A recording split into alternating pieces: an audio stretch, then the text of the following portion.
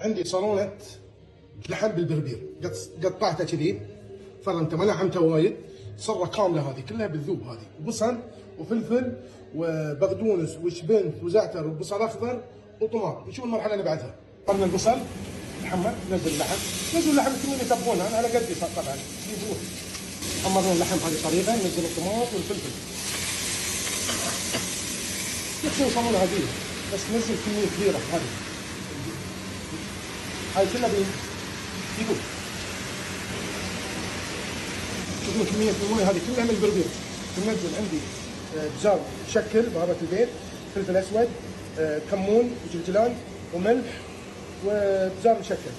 كل هذه الكمية بننزلها. زيت ماي بسيط، كوباية صغيرة.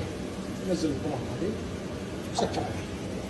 صالونة البربير على كيف، لحم بالبربير على كيف.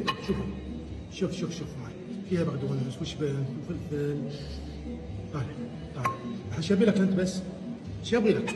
يبغي لك هاي الروتي، هاي الاسفنجي مالهم، هذه شيء بس شي تغمس. انا ما اقدر اقصه لي ما شاء الله، لكن شيء.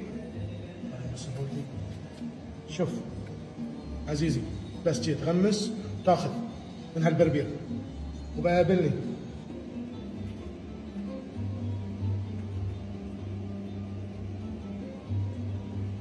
يا الله يا الله،